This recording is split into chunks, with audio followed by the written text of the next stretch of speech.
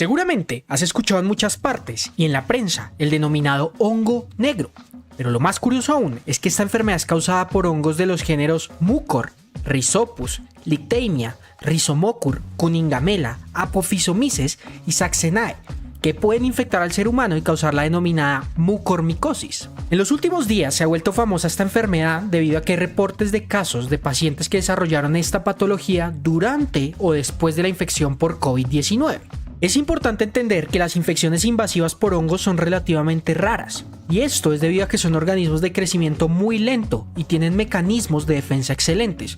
Sin embargo, nuestra inmunidad los mantiene controlados, gracias a unas células llamadas Th1 y Th17. Toda esta maquinaria defensiva de los hongos hace que cuando causen infección sean muy difíciles de tratar y produzcan muerte muy rápidamente. Por esta razón, la mayoría de infecciones invasivas por hongos son infecciones oportunistas, que solo causan enfermedad cuando el sistema inmune se debilita, y esto sucede en enfermedades como el VIH, el cáncer, la diabetes o en pacientes con trasplantes o en quimioterapia. El otro problema es que estos hongos son ubicuos, eso significa que están en todas partes y crecen lento, pero fácilmente en la tierra y en la naturaleza. Y seguramente los has visto cuando al pan le empieza a crecer una especie de hongos blancos, verdosos o incluso negros. Sin embargo, resaltamos que la mayoría de los hongos que producen la mucormicosis no tienen melanina, por lo que pueden no ser negros. Por lo tanto, a la mucormicosis se le denominó hongo negro debido a que estos hongos infectan los tejidos e interrumpen el flujo sanguíneo, lo que causa necrosis y cambio del color a negro. Sin embargo, en la naturaleza sí existen los hongos negros, también llamados dematiáceos, los cuales producen melanina y pueden producir otras enfermedades muy raras llamadas micetomas o cromoblastomicosis. Pero bueno, volvamos donde estábamos. Manifestaciones clínicas. Estos hongos tienen estructuras bastante parecidas. En su superficie tienen una especie de globo llamado esporangio, que tiene entre 16 a 64 esporas.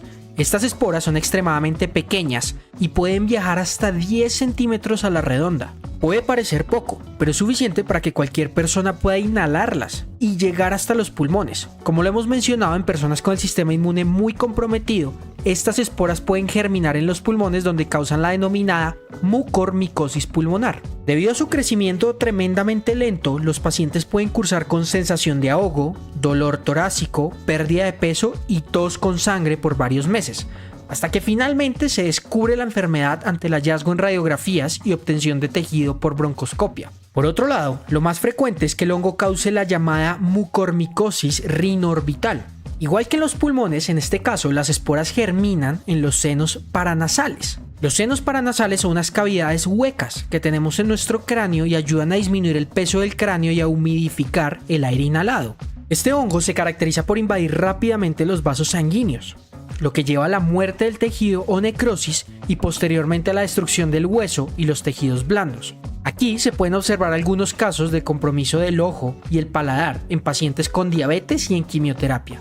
Considerando esto, la infección se debe sospechar en pacientes con el sistema inmune deprimido, que comiencen con dolor y enrojecimiento ocular, congestión o descarga nasal, descoloración negra del puente nasal o el paladar, visión borrosa, fiebre o síntomas respiratorios prolongados. Ahora bien, en algunos casos una persona con el sistema inmune en buen estado puede desarrollar la infección, en caso de quemaduras extensas o accidentes de tránsito con lesiones importantes, como en este caso de un paciente después de un accidente.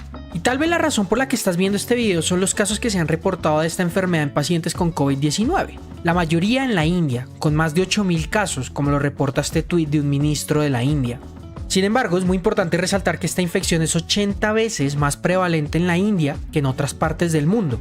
Se cree que en la infección más grave por SARS-CoV-2 puede haber una desregulación de las células CD4 como las Th1 y las Th17 y las células CD8.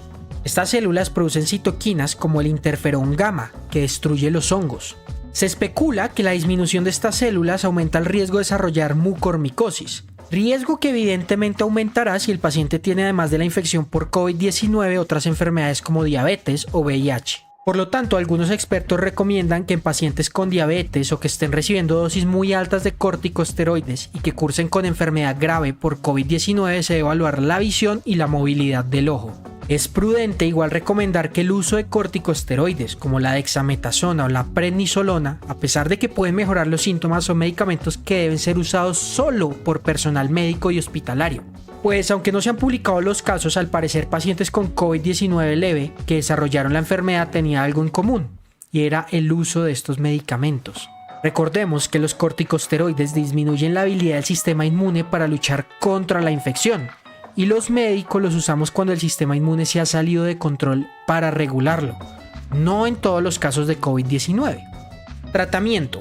Esta enfermedad produce la muerte en el 40-80% de pacientes, por lo que entre más rápido se descubra, más probabilidades de sobrevivir. La mayoría de los casos se tratan con cirugía, en la que se retira el tejido infectado. Esto puede involucrar el retiro del ojo o enucleación, resección de fragmentos del pulmón, desbridamiento del hueso y hasta la resección del órgano involucrado. Inmediatamente posterior a la cirugía se inicia manejo con un antibiótico llamado anfotericina a dosis altísimas por varias semanas hasta la mejoría. Finalmente, en pacientes inmunosuprimidos por quimioterapia se les suele poner un antibiótico llamado posaconazol para prevenir la infección.